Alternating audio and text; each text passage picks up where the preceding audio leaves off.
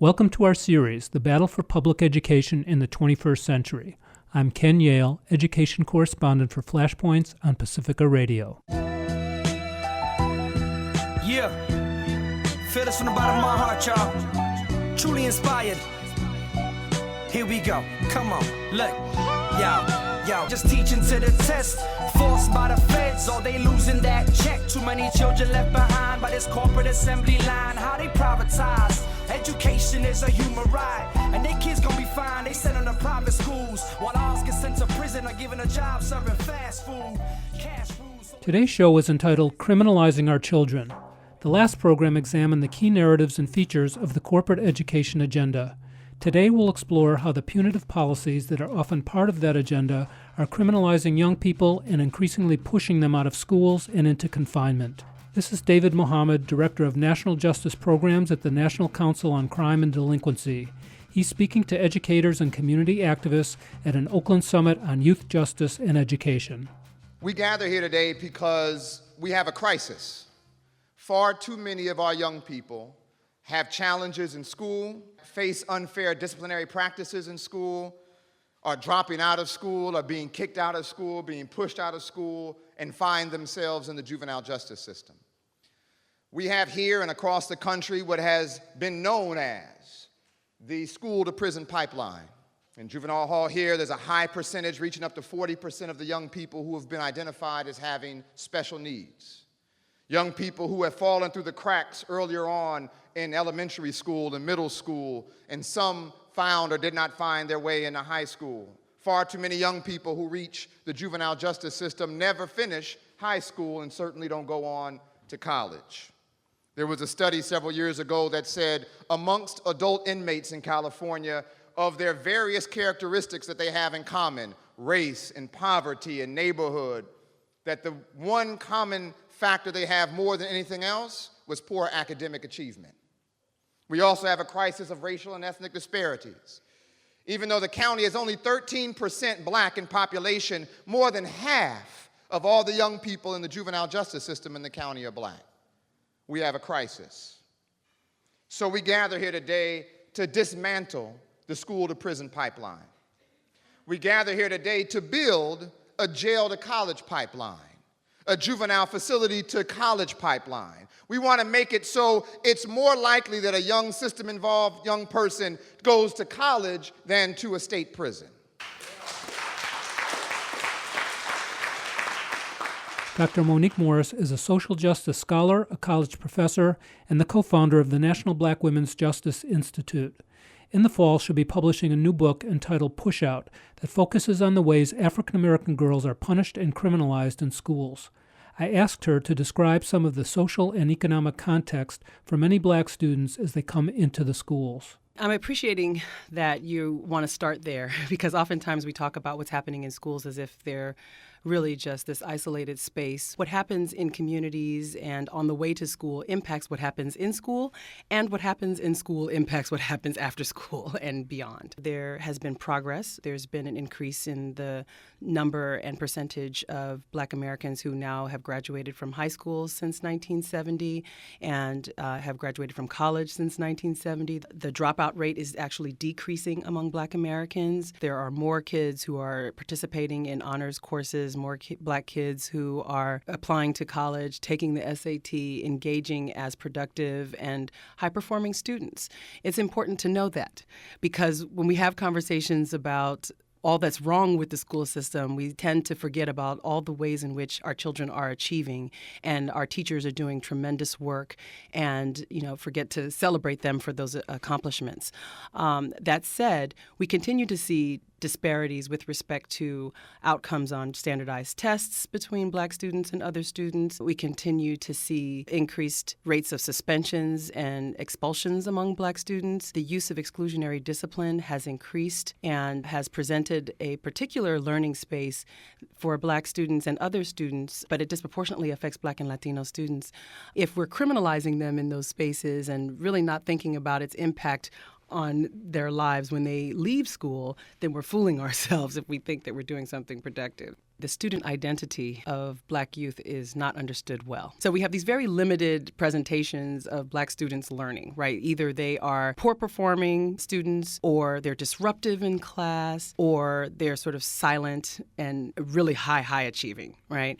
And we lose in the middle all the sort of real narratives about kids who are trying to do their homework and who are going home and trying to make sure they can do what they have to do to be successful and get to the next phase of their learning. The myths that I would say that tend to engage Black students one way or another, touch them in some way, is this idea that they're not doing what they're supposed to do. So many of our children are doing what they are supposed to do. A lot of schools today are really pushing these kind of zero-tolerance policies that criminalize student behavior and what many people were calling the school-to-prison pipeline. But you use some different terminology around that, the school-to-confinement pipeline, where that debate has often focused primarily on the impact for African-American and Latino males. You have created a much more inclusive body of work around the impact on girls, in particular girls of color. Yes. So I use the term school-to-confinement pathways, and I stopped using school-to-prison pipeline, not out of any disrespect for the advocates and the movement that produced that language. I understand very much the sense of urgency that it provides when you really paint the picture of a cradle-to-prison pipeline, right? That said, when I started to explore the literature on the school-to-prison pipeline, I started to notice that there was very little that included the conditions and particular pathways that were leading girls to contact with the justice system, with the criminal legal system. I think it's really important that we understand that incarceration is a symptom of a much greater problem, and that problem is criminalization.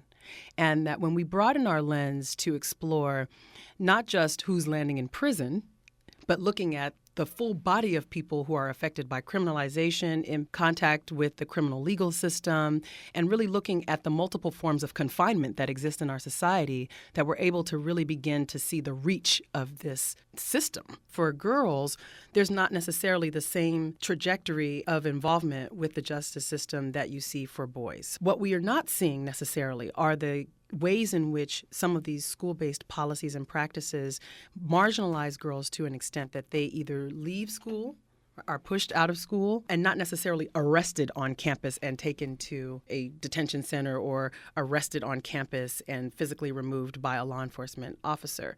There are multiple systems of surveillance that exist in our schools. There are multiple systems of surveillance that exist on our way to school. So we were just talking about this relationship between community and schools, and the way in which our young people are experiencing surveillance, this way in which there's an assignment of culpability and guilt before they've even done anything that they carry with them when they walk in the school. There was once criminal justice language and there was once education language.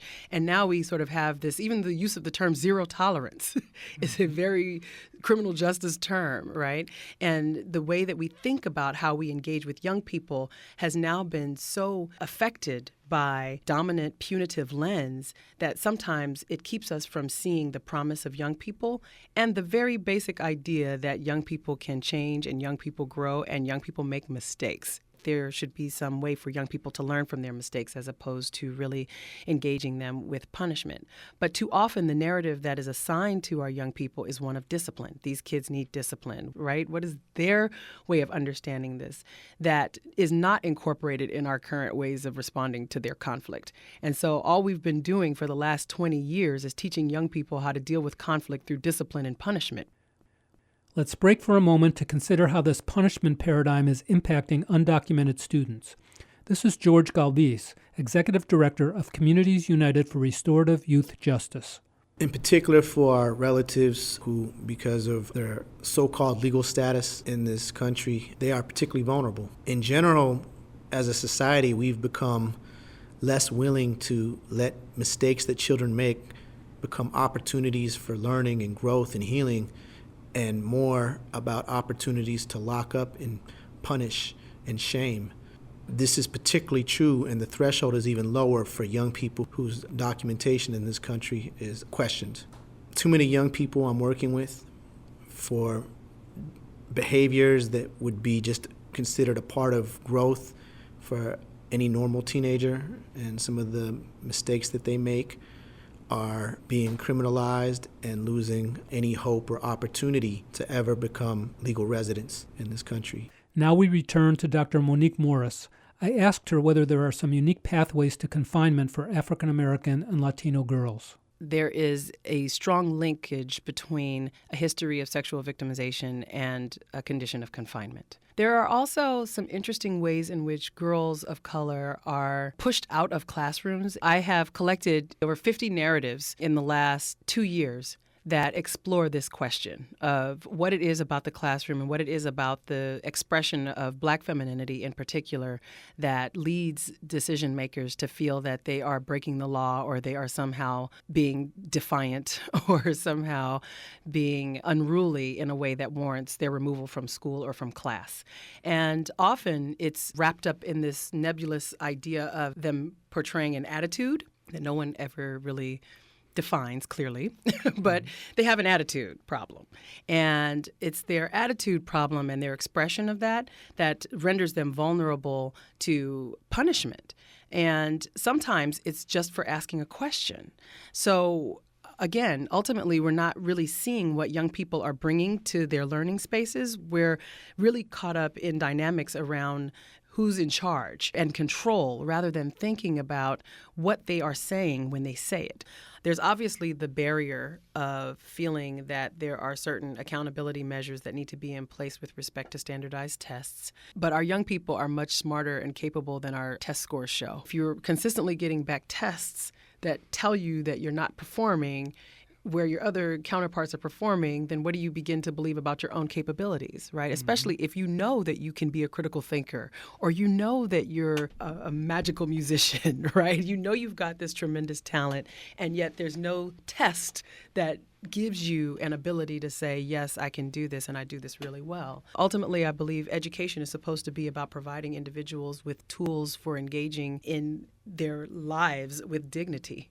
Right? Ultimately, education is about providing people with enough information to engage and do what they want to do with their lives in a productive way, to have the skill sets to do that. If we're not really doing that, if we're not matching, if there's a mismatch between what we're teaching in schools and what young people want to do, then we need to revisit what we're teaching in schools. I see that there is a tremendous opportunity for us to rethink what we know, quote unquote, about these kids and come to understand that our young people want to be in school, they want to learn, and they want adults to show them what they need to know. There's a lot of pain that a lot of young people are dealing with.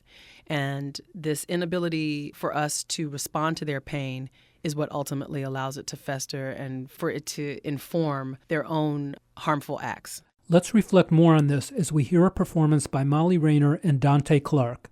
They are co-founders of Raw Talent, a music and performing arts program at the Rise Center in Richmond, California. Raw Talent kicked off the Teachers for Social Justice Conference in San Francisco last fall with this. Dante, can you please come up here so I can talk to you? I can hear you from here. Okay, I'll come to you then. So what's up? Why have you been missing class and coming in halfway through? I see the potential in you, but if you fail the test tomorrow, there's a good chance that you're going to fail my class. Won't be the first time. Okay. So what's going on? Ain't nothing, I'm good.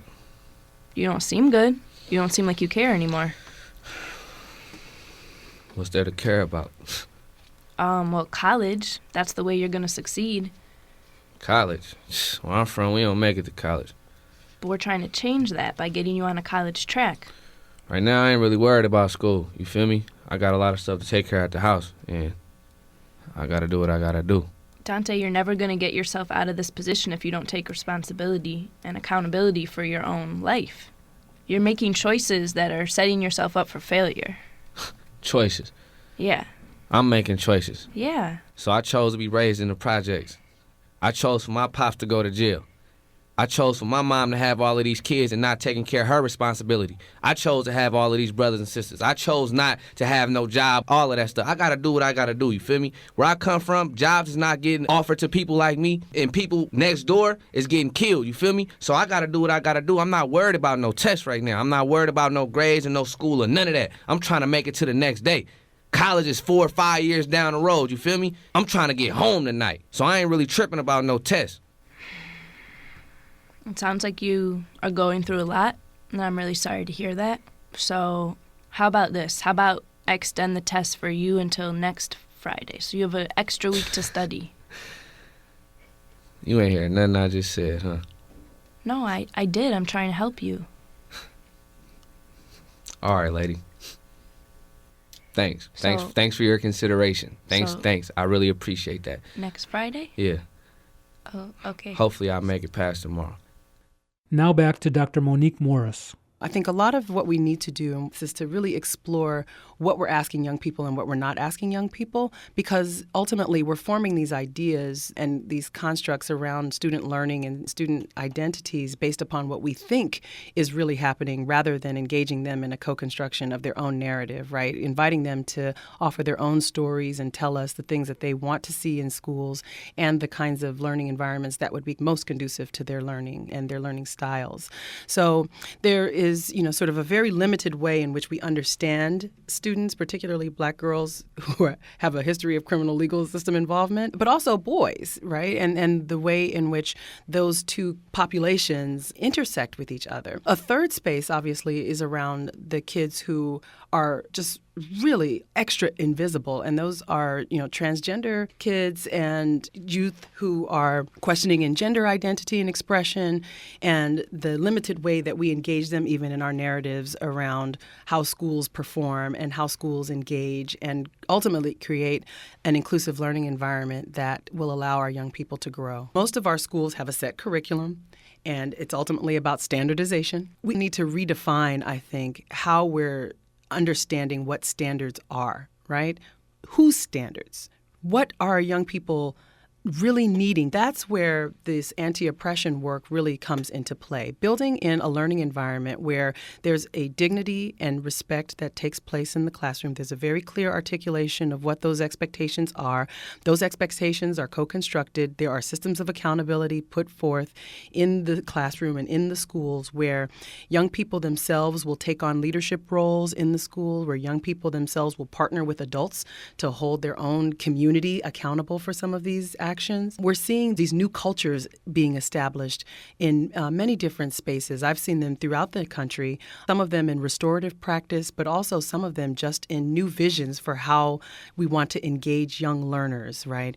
And how we want to respond to their unique needs and their unique interests, as well as their unique challenges. We'll leave it there for today. The criminalization and punishment of low-income students of color certainly did not begin with the corporatized education policies of the 21st century. But the current corporate education agenda has exacerbated the problem. Standardized test scores often determine whether staff will receive pink slips or merit pay, whether funding will be increased or cut, and whether schools will be closed or taken over by private companies. This provides huge incentives for schools to impose harsh discipline policies that criminalize student behavior. It encourages educators to push out struggling students who bring down test scores and require additional resources. Add to this the cultural disconnect between a national teaching profession that is predominantly white and the rising percentage of students of color in the public schools.